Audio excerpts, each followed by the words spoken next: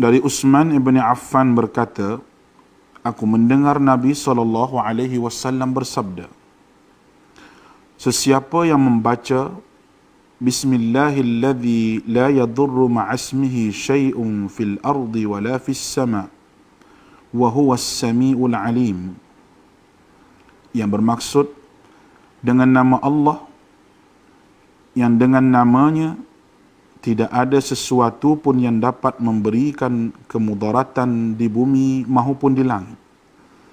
Dialah yang maha mendengar lagi maha mengetahui. Sebanyak 3 kali, maka dia tidak akan ditimpa bala yang datang secara tiba-tiba sehingga subuh. Dan barang siapa yang membacanya ketika subuh sebanyak 3 kali, maka dia tidak akan ditimpa bala secara tiba-tiba sehingga petang, iaitu malam. Hadis rawahu Abu Dawud menurut Syekh Syu'ib Al-Arnud. Hadis ini adalah hasan. Assalamualaikum warahmatullahi wabarakatuh. Alhamdulillahirabbil alamin wassalatu wassalamu ala asyrafil anbiya'i wal mursalin wa ala alihi washabbihi ajma'in. Raditu billahi rabba wa bil islami dina wa bi Muhammadin nabiyya wa rasula. Syukur kita kepada Allah Subhanahu wa taala kerana dengan limpah dan kurnianya kita dapat bersiaran pada hari ini, pada pagi yang indah dan permai ini dalam slot tuition online Perlis yang dibawakan bersama-sama Jabatan Pendidikan Negeri Perlis, Jabatan Agama Islam Negeri Perlis dan Majlis Agama Islam Negeri Perlis. Alhamdulillah. Sebelum cikgu meneruskan pelajaran cikgu pada pagi ini, cikgu perkenalkan diri cikgu. Cikgu adalah Cikgu Cik Siti Fatimah binti Cik Ahmad, Guru Kesusasteraan Melayu 2215 SPM daripada Sekolah Menengah Kebangsaan Syed Alwi. Baik. Pada pagi ini, cikgu telah berpeluang untuk membincangkan slot Kesusasteraan Melayu untuk SPM 2020. Untuk pengetahuan anda, Kesusasteraan Melayu ini adalah dikatakan yang terakhir untuk silibus 2020 sebelum tingkatan 4 menggunakan Kesusasteraan Melayu komunikatif. Baik. Dalam Kesusasteraan Melayu yang cikgu nak bincangkan ini, cikgu telah memilih puisi moden. Untuk pengetahuan anda, puisi dalam Kesusasteraan Melayu ada 2 sahaja, iaitu puisi moden dan puisi tradisional. Dan kita juga belajar hanya 2 sahaja, iaitu puisi dan prosa. Jadi hari ini kita nak tengok puisi moden sahaja. Okey, baik.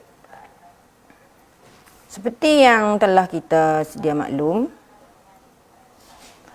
puisi moden yang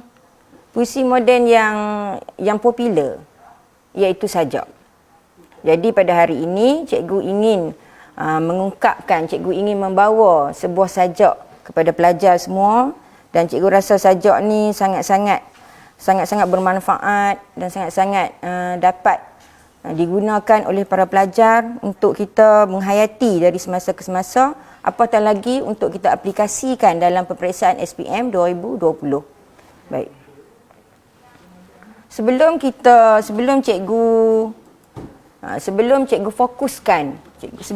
fokuskan kepada sajak, terlebih dahulu apabila kita menghayati, apabila kita belajar, kita mestilah menganalisis terlebih dahulu aspek sastra yang dibawakan oleh sajak. Okey, aspek-aspek sastra tersebut adalah sebagai tunjang kepada kita, kepada pelajar terutamanya, untuk sebagai soalan dalam peperiksaan yang akan kita sama-sama jawab. Okey, baik. Apakah fokus aspek sastra tersebut? Di situ cikgu telah tulis, dalam slide ni cikgu telah tulis, iaitu tema, persoalan, maksud, gaya bahasa, nilai, pengajaran, nada sajak, bentuk sajak, perasaan penyajak dan akhirnya soalan cipta sajak. Soalan cipta sajak adalah wajib kita jawab. Baik. Sekarang ni kita pergi satu-satu dulu aspek sastra ni. Kita pergi satu-satu dulu. Kita jangan terus kepada isi kandungan kita pada pagi ini. Baik, kita bincangkan tema dahulu. Apa dia tema? Apakah tema? Okey, apakah tema? Tema ialah persoalan pokok atau isu yang paling utama yang mahu dikemukakan oleh penyajak kepada pembaca. Itu tema. Tema persoalan pokok atau isu yang paling utama yang mahu dikemukakan oleh penyajak kepada pembaca. Maknanya, semua genre kita, cerpen, drama dan sebagainya, semua ada tema. Termasuk sajak. Dan tema kita ni, tema sajak merupakan satu persoalan pokok atau yang utama yang harus pelajar faham dahulu sebelum kita menganalisis aspek-aspek seterusnya. Baik, cikgu telah buat satu analogi. Cikgu telah tulis satu analogi di sini. Analogi yang perbandingan sebuah pohon, sebatang pohon. Apabila cikgu mengajar anak-anak murid cikgu selalu menggunakan konsep ni, iaitu konsep pohon. Konsep pohon supaya pelajar lebih faham. Cuba anda tengok semua. Dalam slide ni cikgu tulis, cikgu lukis, cikgu bawa kepada anda sepohon pokok. Jadi kalau apabila kita tengok pokok tu, gambarlah gambaran yang jelas pokok itu adalah tema. Kan? Tema iaitu yang besar sekali sebagai tunjang dalam sesebuah sajak. Kemudian cuba kita tengok pula, ada buah-buahan, ada ranting, ada daun, ada yang rimbun. Itu semua adalah persoalan. Baik, kita teruskan. Kita tengok lagi. Kemudian kita pergi kepada persoalan. Kita bincang sebentar tadi. Persoalan merupakan perkara-perkara sampingan. Apakah selain daripada tema, apakah perkara yang hendak dinyatakan oleh penyair dalam sebuah sajak, iaitu persoalan. Jadi persoalan ni banyak. Macam tadilah, kalau pokok tu satu, jadi kalau yang berada di pokok tu dahan, ranting, buah-buahan, semua tu adalah persoalan. Baik. Apabila kita mengkaji sajak, kita bukan mengkaji tema dan persoalan, kita juga mengkaji nilai. Jadi cikgu rasa pelajar dah dengan guru-guru semua faham dah maksud nilai. Jadi cikgu beritahu sekali lagi, cikgu maklumkan sekali lagi, nilai merupakan satu perkara yang murni, yang positif dan luhur. Nilai adalah satu kehidupan yang murni, yang luhur dan positif. Jadi dalam sastra, nilai kadang-kadang dia berbeza antara satu subjek dengan subjek yang lain. Tapi bukanlah berbeza yang banyak, cuma bezanya mungkin satu dua nilai.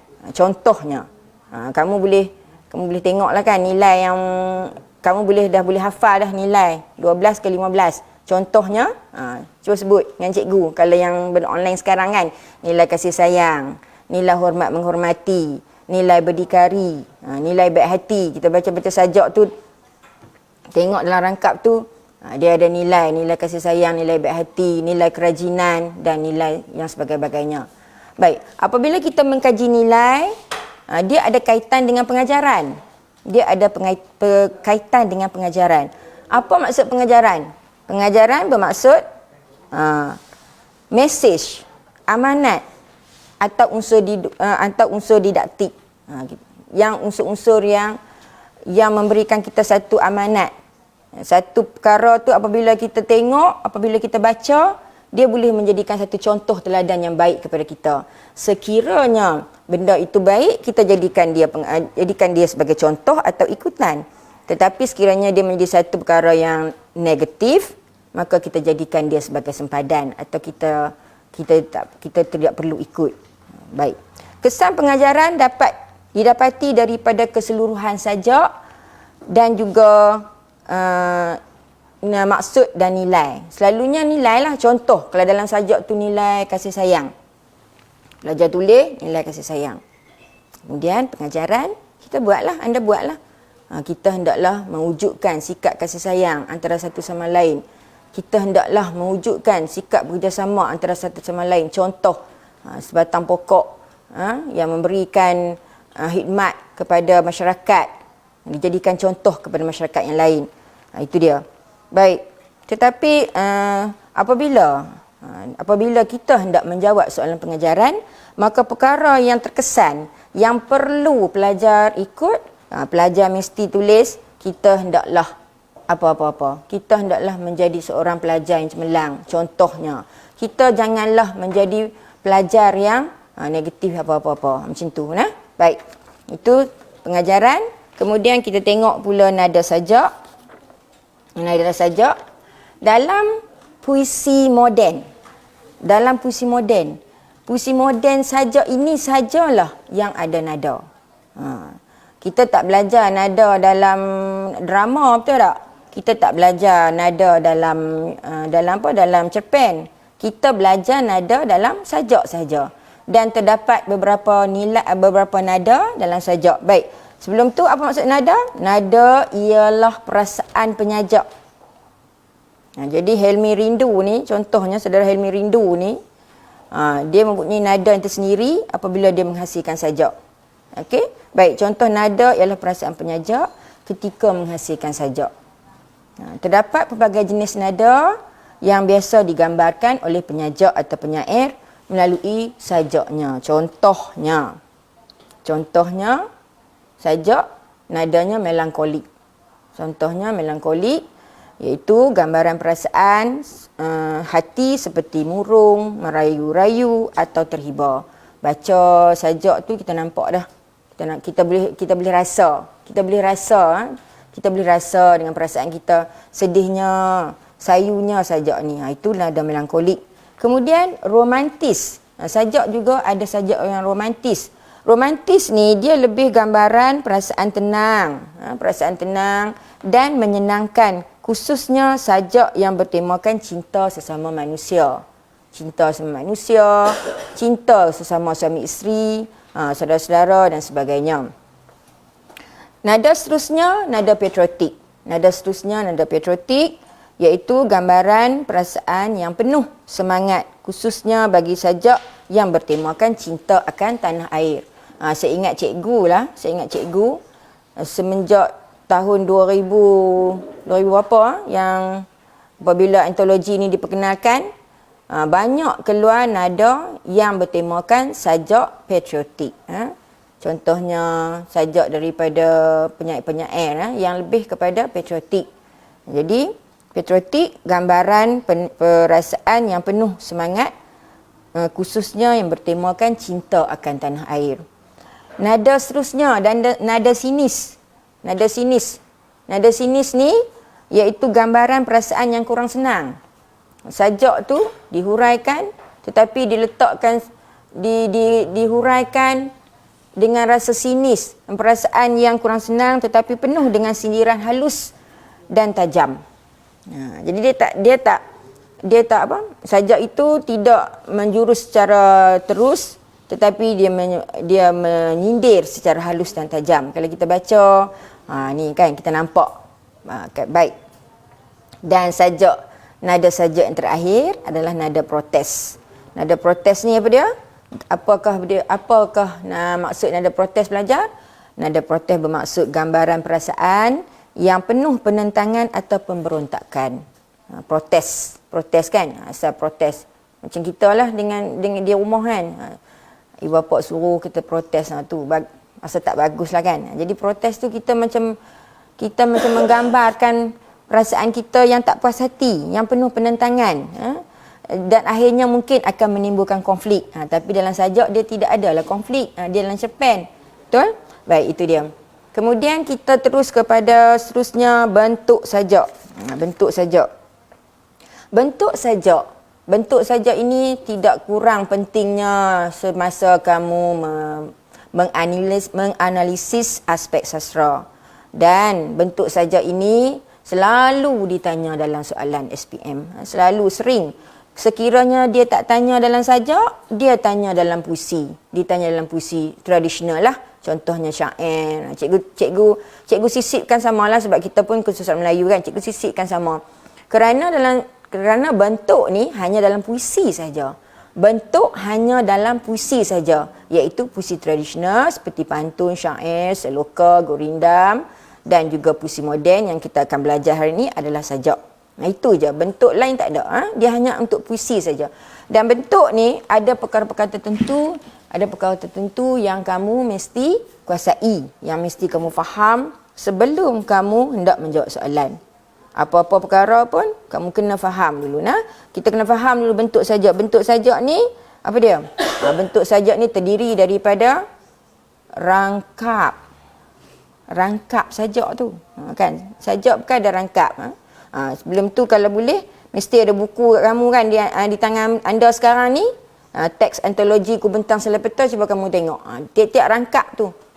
Itu adalah antara bentuk. Macam mana jawab rangkap? Soalan dia tanya, nyatakan kita bagi berangkap. Mempunyai 7 rangkap.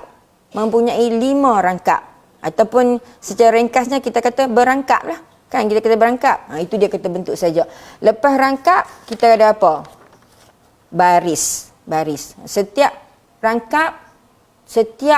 rangkap dalam sajak ada baris. Dalam puisi lah, terutama dalam puisi ada baris.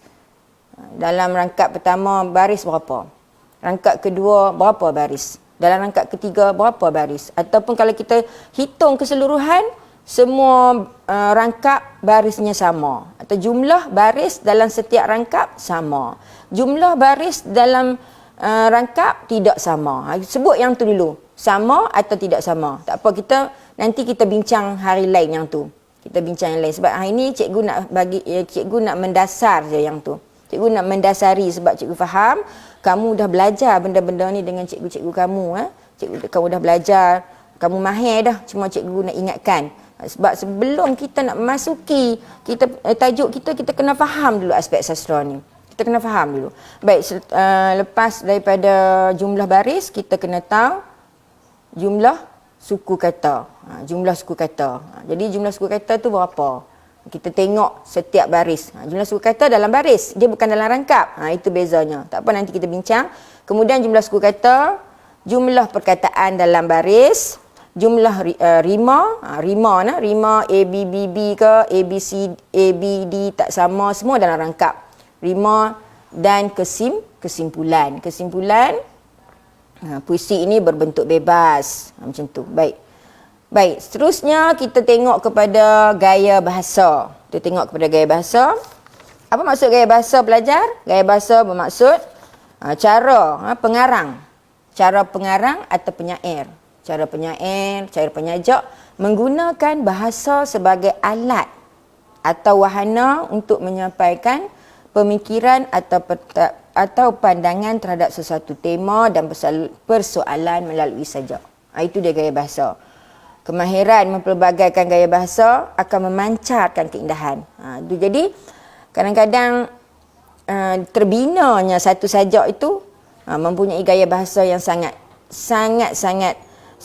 estetika. Apa maksud estetika? Kita belajar sastra, kita balik semula kepada sastra. Apa maksud definisi sastra? Satu perkara yang indah, kan? Yang indah, yang cantik. Okey. Kemudian sesuatu karya di samping menonjolkan kepribadian penulis atau penyair kerana memiliki gaya bahasa yang tersendiri. Pelajar perlu memahami istilah-istilah yang berikut untuk mendalami aspek gaya bahasa. Jadinya, apabila kita mempelajari gaya bahasa, pelajar kena faham apakah yang dikatakan gaya bahasa. Apakah contoh gaya bahasa? Kan? Jadi, cuba sebut dengan cikgu. Yang paling mudah sekali, asonansi dan aliterasi. Asonansi dan aliterasi. Asonansi apa dia? Asonansi adalah pengulangan vokal. Pengulangan vokal A, E, I, O, U. Dan aliterasi adalah pengulangan konsonan L, T, D, M, N, P, Q selain daripada huruf vokal. Maknanya asonansi aliterasi ini adalah permainan bunyi. Jadi cikgu nak ingatkan sekali lagi, apabila dikatakan permainan bunyi, pelajar kena faham itu hanya termaktub atau tertakluk kepada puisi saja. Jadi pelajar tidak boleh meletakkan permainan bunyi seperti asonansi dan aliterasi itu dalam prosa. Kerana dia adalah bunyi. Bunyi berada dalam puisi. Baik, seterusnya yang senang sekali kita ada apa? Kata ganda. Macam itulah kita nak jawab kan. Kalau jawab soalan, kita janganlah cari yang susah, kita kata ganda. Kata ganda contohnya dalam sajak kita tu ada tanda sempang, itu kata ganda. Contohnya ranting-ranting, daun-daun, pelajar-pelajar, itu dia kata ganda. Kemudian kita ada pengulangan gaya bahasa juga seperti anafora. Anafora maksudnya pengulangan pada awal baris, perkataan pada awal baris. Contohnya, saya hendak ke kedai. Kemudian baris kedua pun saya juga, jadi itu anafora. Lepas anafora di tengah kita panggil responsi dan akhir sekali epifora. Baiklah, kemudian kita ada metafora, iaitu perbandingan sesuatu objek dengan objek yang lain, iaitu abstrak dan konkret. Kemudian kita ada personifikasi, iaitu perorangan sifat manusia seperti berlari, menyanyi, menari-nari diberi kepada tumbuh-tumbuhan dan haiwan. Kemudian ada hyperbola, sifat yang melampau-lampau, perbandingan yang melampau-lampau. Contohnya, kita buat lawak sikit lah kan. Ingin aku renangi lautan api atas dasar cinta aku kepadamu. Macam tipu lah kan. Tetapi nak menggambarkan betapa seseorang lelaki atau seorang wanita itu dia betul-betul kasih sayangnya terhadap orang yang dicintai. Kasih sayangku setinggi Gunung Kinabalu dah biasa dah. Contoh guna apa? Gunung Himalaya dan sebagainya kan. Akan kurang macam itulah. Baik, kemudian kita ada simili. Simili ni pelajar harus ingat, simili ni dia mesti dimulakan dengan seperti. Kalau kita nampak sajak kita itu, dia kulitnya halus seperti halusnya telur kan. Seperti bak, laksana, umpama dan sebagainya.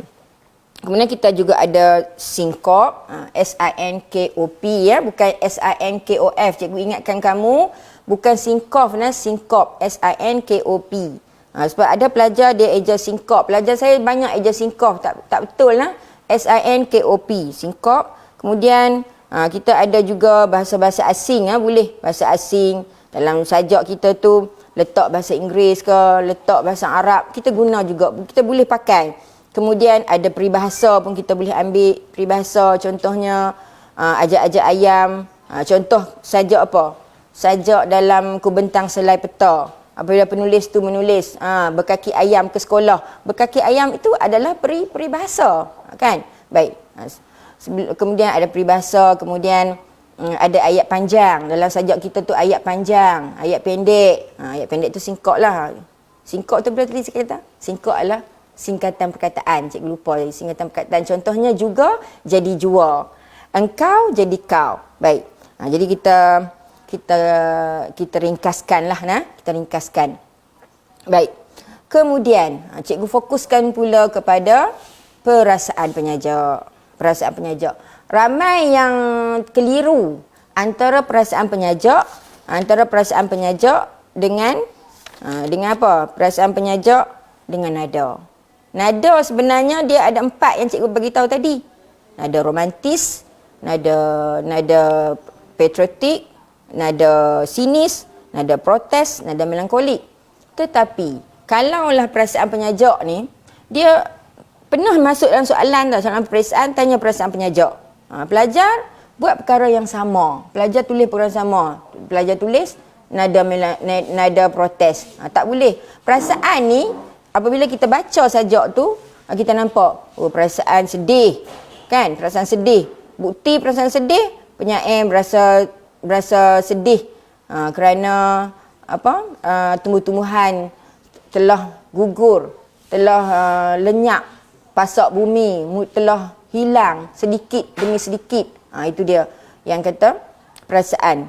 Perasaan lahir. Perasaan tu dia lahir daripada kita, perasaan tu lahir. Rasa kita rasa duka. Kita rasa luka. kemudian kita ada rasa simpati kepada benda-benda tersebut. Baik, baik. Itu perasaan penyajak. Dan cikgu buat macam ni, satunya cipta sajak. Cipta sajak ni sangat-sangat penting. Dikatakanlah, sejak cikgu jadi guru sastra ni, cipta sajak ni menjadi satu kewajipan dah. Menjadi satu kewajipan kepada kita budak-budak sastra untuk mencipta atau create sajak. Itu sebab tu cikgu nak bagi tahu kamu betapa kita orang sastra ni betapa sangat hebatlah kan. Kita secara spontan bagi tema, soalan bagi tema, alhamdulillah pelajar boleh tulis.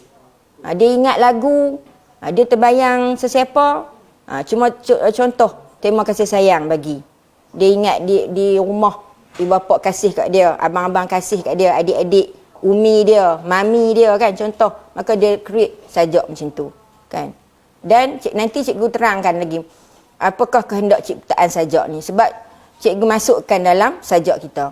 Baik, kalau pelajar nampak di sini cikgu bintang tema, persoalan, maksud, gaya bahasa, cipta sajak. Yang ini yang cikgu nak fokus pada hari ini. Jadi cikgu harap aspek sastra yang cikgu bagi tahu kat anda semua, kamu kena faham betul-betul. Ingat, apabila kita nak menjawab satu soalan, kita kena faham, kita kena analisis dulu konsep dia. Barulah kita menjadi mudah untuk menjawab soalan. Baik. Okey, kita tengok jeng. Sajak apa yang cikgu bawa hari ni? Sajak ranting. Sajak ranting cikgu bawa kepada anda pada hari ini. Jadi, cikgu pun tak ada muzik-muzik cikgu pun tak buat. Jadi kita mendeklamasikan sama-sama lah, sama-sama dengan cikgu lah. Kalau siapa yang ada tu, kerana apabila kita belajar sajak, perkara utama yang kita kena buat, kita kena deklamasi. Tidak? Kita kena deklamasi sajak untuk mengeluarkan perasaan kita, untuk faham nada dan untuk kita menghayati baik-baik sajak tersebut. Baik, sajak ranting. Kan? Kita suara sikit. Tak semua percaya daun-daun dihargai. Tak semua percaya daun-daun dihargai. Kita besar sikit. Okay. Tak semua percaya daun-daun dihargai. Kerana seruas ranting. Bunga-bunga pun dihargai kerana kelenturan ranting. Meranggas dan meninggi. Orang selalu mengingat bayu yang terasa dan tak berupa. Unggas pun selalu menyanyikan madu yang terpetik daripada sari bunga. Itu rangkap ketiga. Baik, rangkap keempat cikgu letak di sebelah tu. Sepatutnya dia letak di bawah kan. Tapi cikgu buat satu slide saja. Ranting. Ranting yang diam-diam merimbun. Kenal benar erti kedudukan. Perjuangan tak semestinya menang. Bakti juga bukan sanjungan. Dengar kamu boleh nampak tak cikgu nada di situ. Ranting yang diam-diam merimbun. Macam nak menangis pun ada kan. Ranting yang diam-diam merimbun. Kenal benar erti kedudukan. Perjuangan tak semestinya menang. Bakti juga bukan sanjungan. Kalau siapa yang dah baca, dia dah nampak dah. Di situ nada makna tu kan. Ada roh yang lain. Minta maaf. Ada roh lain yang perlu dipertahan. Biar pohon berdiri kukuh. Hingga musim berganti dan kurun mendekati. Tepuk tangan sikit lah kat kamu. Tepuk tangan sikit. Jadi itulah deklamasi sajak ranting yang dibawakan, yang ditulis dengan indah, dengan baris-baris yang menarik oleh saudara Helmi Rindu. Saudara Helmi Rindu. Helmi Rindu ni dari Kuala Terengganu. Baik, terima kasih kepada Helmi Rindu kerana memberikan kita ilmu untuk kita share dalam sajak kita. Baik. Jadi apabila kita belajar sajak ni, perkara yang penting macam tadilah. Apa dia? Kita fokus yang tu. Kita nak fokus tema. Cikgu nak fokus persoalan. Cikgu nak fokus maksud, gaya bahasa dan cipta sajak. Okey. Jadi, kita tengok tema saja ni. Tema, jawab. Apa maksud tema? Tema adalah perkara utama ataupun perkara yang menjadi tunjang, perkara penting yang hendak disampaikan oleh penyair Saudara Helmi Rindu ini kepada kita. Jadi, cikgu bagi masa 1 saat fikir sebelum cikgu bagi jawapan. 1, 2, 3, okey. Ini dia tema dia, nah. Tema saja ialah persoalan pokok atau isu macam tadi, minta maaf. Okey. Okey, apa dia? Okey, yang ni tadi punya. Okey. Ini dia tema sajak ranting. Bertemakan integriti. Seorang individu. Integriti itu apa? Tanggungjawab. Sifat tanggungjawab kan? Sikap tanggungjawab, sikap yang tidak boleh dijual beli. Integriti itu kita tidak boleh jual beli, kita tak boleh ambil RM10 aku nak beli kejujuran hang kan. Contohlah, tak boleh kan. Bertemakan integriti seorang individu atau masyarakat dalam sesebuah organisasi dengan memberi sumbangan tanpa mengharapkan balasan untuk kepentingan orang lain. Saya ada seorang kawan, ada seorang ustazah di sekolah. Apabila musim-musim infak bulan puasa hari itu, dia memang banyak menyumbangkan. Kadang-kadang secara tersembunyi, itu tanpa mengharapkan orang lain. Saya rasalah kalau sekolah saya tak ada ustazah macam tu, mungkin tak tersebar lah kan. Mungkinlah, kemungkinan lah. Dia kena ada macam tu.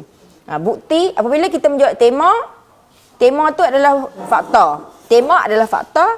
Jadi kamu pelajar, kamu mesti letak bukti. Ranting yang diam-diam merimbun. Ranting yang diam-diam merimbun, tengok rangkap ke berapa. Kenal benar erti kedudukan.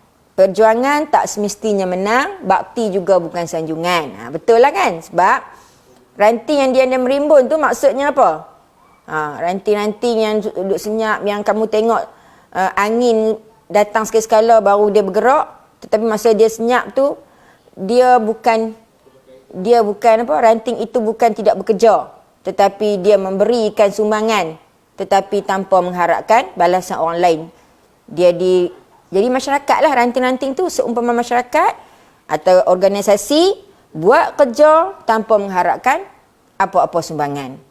Tak semestinya menang, bakti juga bukan sanjungan. Okey, baik. Itu tema dia. Lepas kita faham tema, cikgu cepatkan. Lepas kita faham tema, kita kena faham maksud saja, kan? Faham maksud saja. Minta maaf lah, mungkin setengah orang dia kaji maksud dulu. Tak apalah. Jadi kita tengok maksud saja. Maksud saja, kita kena pergi kepada satu rangkap demi satu rangkap yang lain. Saya pun tak ni buku saya. Baik. Okey. Kita tengok. Okey, maksud saja rangkap pertama. Rangkap pertama apa dia? Rangkap pertama, tak semuanya percaya daun-daun dihargai kerana seruas ranting. Jadi, apa dia maksud dia? Tidak semua masyarakat. Tidak semua masyarakat kita mempercayai kemahuan yang dikecapi kemajuan, minta maaf, ejaan tersalah tu. Tidak semua masyarakat kita mempercayai kemajuan yang dikecapi disebabkan oleh peranan individu atau organisasi. Tidak semua percaya. Tidak semua masyarakat mempercayai kemajuan yang dikecapi disebabkan oleh peranan individu atau organisasi. Tak semua orang boleh kata satu perkara tu baik. Kan? Dia tak percaya.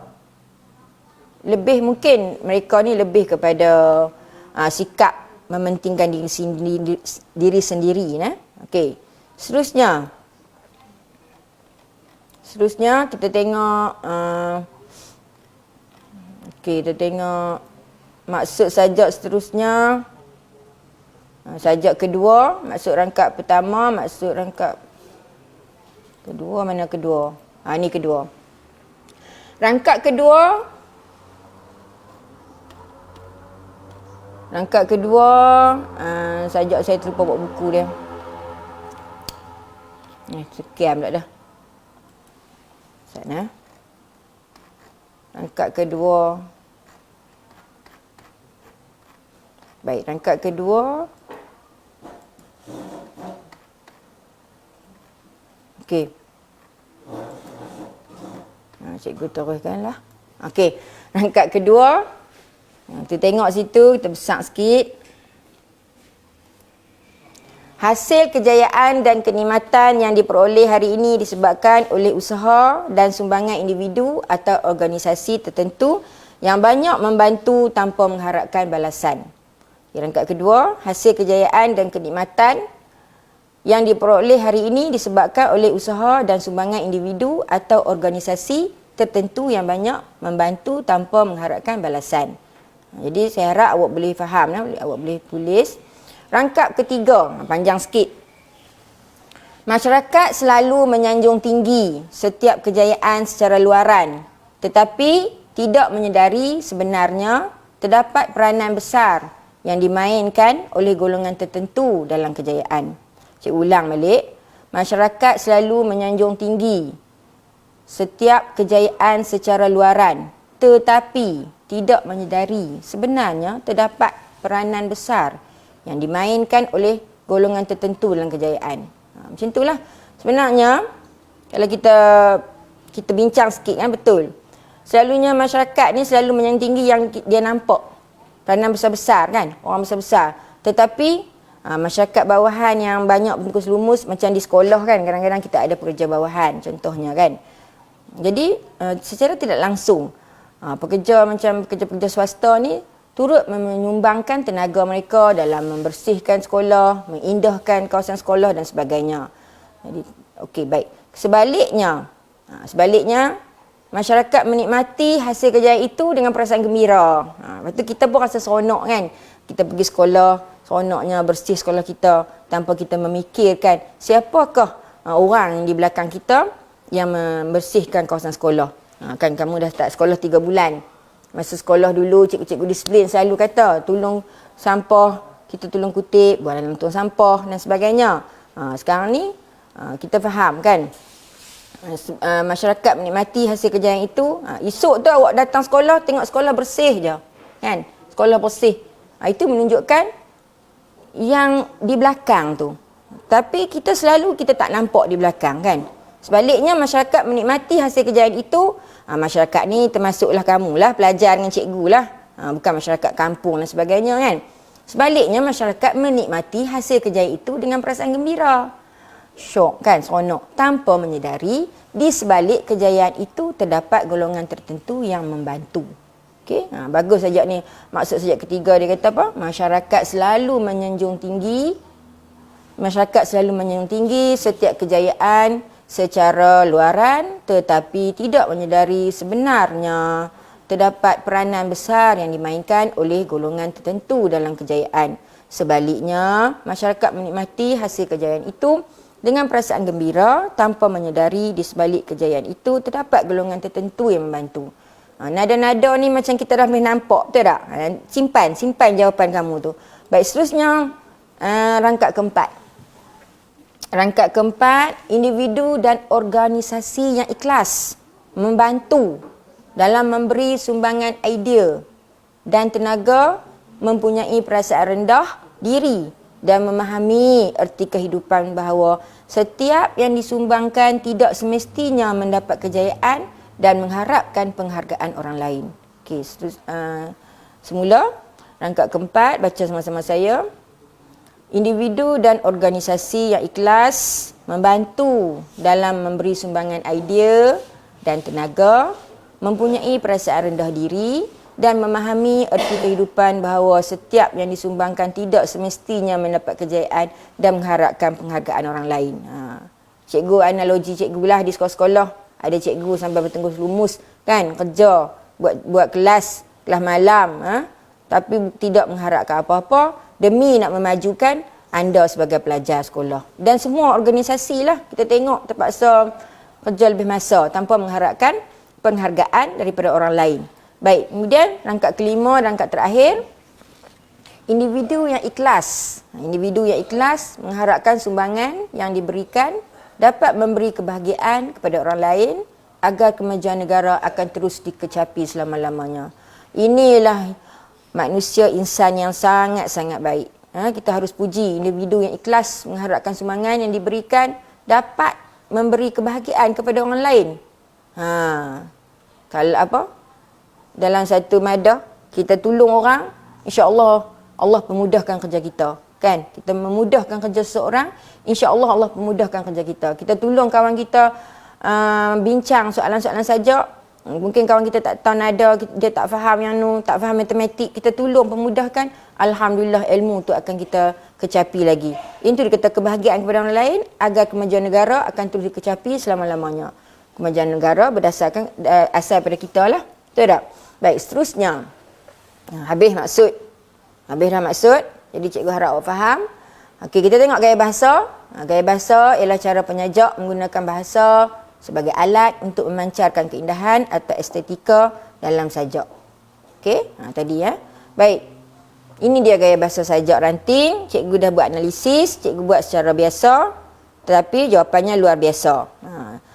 Pelajar banyak dia nak jawab luar biasa, tetapi banyak yang jawapan terserong lah. Sebab apa? Satu, pelajar calon banyak nak mengambil jawapan-jawapan yang macam susah. Personifikasi, kan, hyperbola. Kita ambil yang mudah dulu. Tengok cikgu buat. Asonansi. Asonansi iaitu pengulangan vokal A, E, I, O, U. Contoh. Kita ambil. Asonansi itu fakta. Kita ambil contoh. Kerana seruas ranting. Baris. Kerana seruas ranting. Pengulangan vokal A. Garis di situ. Kamu kena garis. Nak jawab, kamu kena garis di bawah. Kerana A. 1, 2, 3 A, 4 A. 4. Dia mesti 4. 3 ke atas. Kalau kamu tengok A, E, I, O, U tu 3 ke bawah, 2 kamu tak boleh ambil. Macam tu nah. Jadi kerana surah ranting pengulangan A.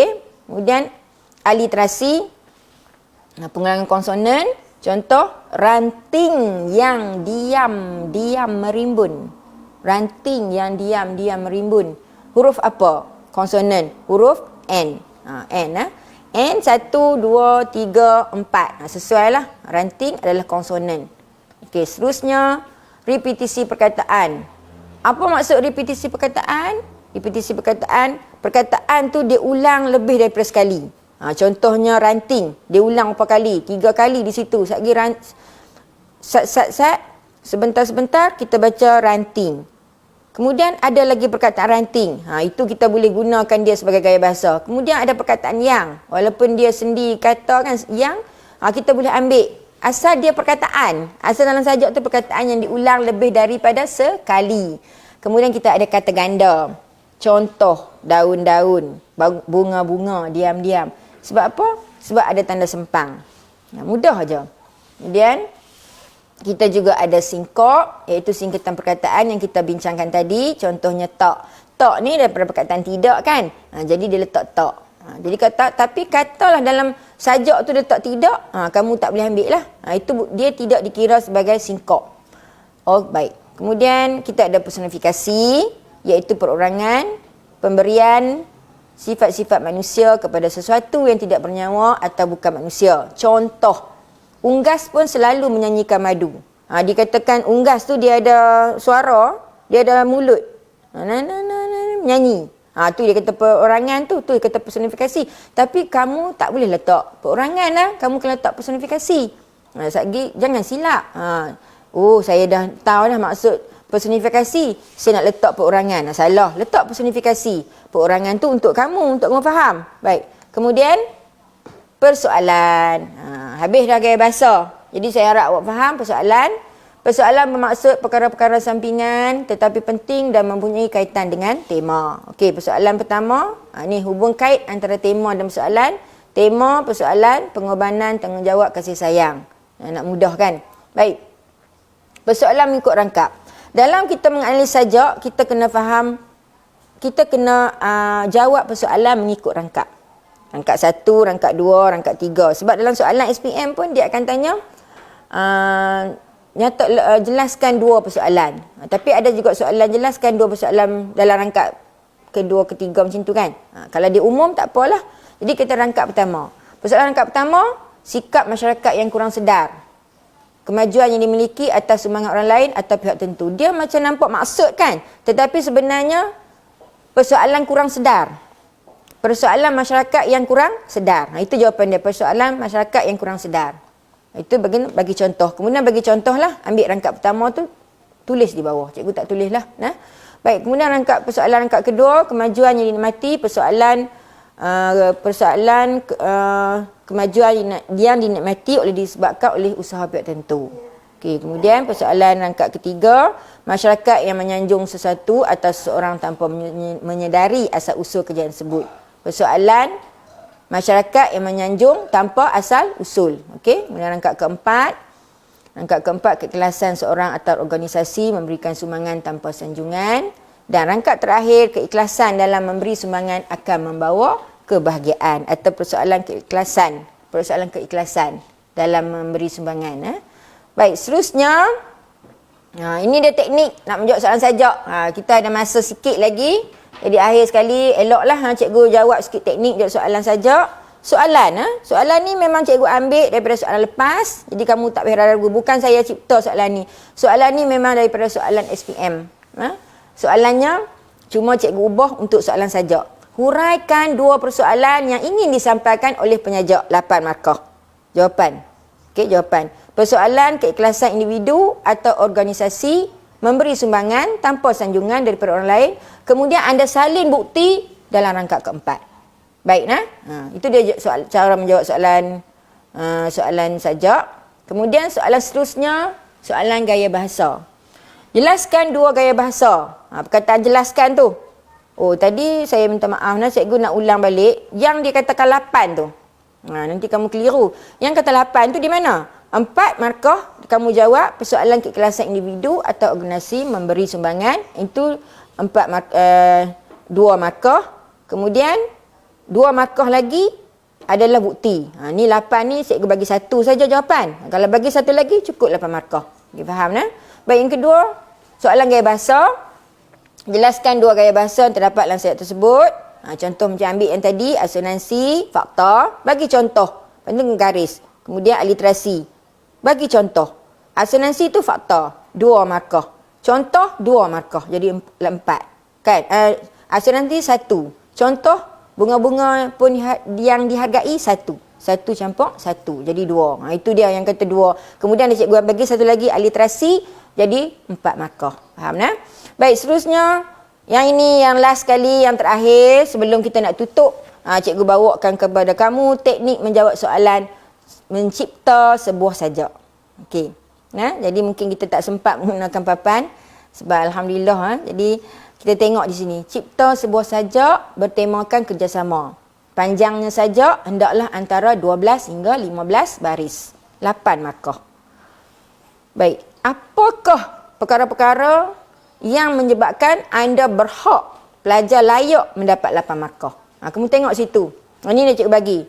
Tema 2 markah, bentuk 2 markah, bahasa 2 markah, kreativiti 2 markah. Jadi jumlahnya 8. Kita jangan sesekali mengabaikan cipta sajak ni. Kan? Baik, macam mana nak tahu tema? Tema soalan bagi. Tengok soalan. Cipta sebuah sajak bertemakan kerjasama. Kerjasama tu lah tema. Jadi kamu ciptalah. Sajak apa? Nak kerjasama. Apa maksud kerjasama? Tolong-menolong antara satu sama lain. Tolong-menolong dalam bilik darjah. Tolong-menolong dalam keluarga dan sebagainya. Itu buatlah sajak kan? Garislah, barislah. Kadang-kadang kita teringat ada lagu-lagu yang boleh dijadikan sebagai panduan. InsyaAllah boleh. Kan? Bercakap dengan molek, dengan kawan-kawan. Mempunyai nilai yang banyak kerjasama. Boleh. Baik, itu dia tema. Bentuk. Bentuk ni mungkin pelajar, ada pelajar yang dia macam keliru lah. Bukan dia tak faham, dia keliru. Bentuk tu macam mana? Bentuk ni, dia macam ni. Anda apabila disuruh menulis sajak, kamu kena ada tajuk. Kena ada tajuk. Macam tadi, sajak ranting. Tajuk dia ranting. Tema dia integriti. Betul tak? Yang ni, bentuk. Bentuk. Tajuk kerjasama. Maksudnya, tolong-menolong sesama insan. Itu tajuk. Ataupun tolong-menolong. Tapi, kalau anda tak bawa tajuk, maka markah dia tidak dapat 2. Itu bentuk. Dan tengok antara 12 hingga 15 baris. Maksudnya sajak kamu mestilah 12 hingga 15 baris. Kamu tak boleh tulis 10, kamu tak boleh tulis 4, kamu mesti tulis 12, 15 baris. Bahasa 2 markah. Bahasa, macam mana kata bahasa? Bahasa yang baiklah, bahasa yang elok, gramatis, bahasa yang kita guna dalam bahasa Melayu lah, bahasa kamu eja pun bagus dan sebagainya kan. Kreativiti tu ikut kamulah. Kalau dah tema okey, baik, bentuk pun dah betul, bahasa pun dah cantik, dah betul kan. Jadi ejaan pun kamu guna betul, ayat pun elok, maka kamu mungkin akan diberi markah kreativiti kan. Baik. Baik dah, itu saja. Cikgu rasa itu saja persembahan slot kesusastraan Melayu pada pagi yang ceria ini yang cikgu bawa daripada cikgu mewakilkan. Cikgu wakil daripada guru-guru sastra cikgu, dan cikgu bincang dulu dengan kawan-kawan cikgu sebelum cikgu nak masuk slot ni sebut. Cikgu harap ilmu yang serba sedikit, yang serba ringkas ni dapat memberi satu manfaat kepada calon-calon sastra dan juga anak-anak tiga tempat sekarang, supaya kamu lebih mantap dari semasa ke semasa. Majulah sastra untuk ilmu kita. Sekian, cikgu sudahi dengan Assalamualaikum warahmatullahi wabarakatuh.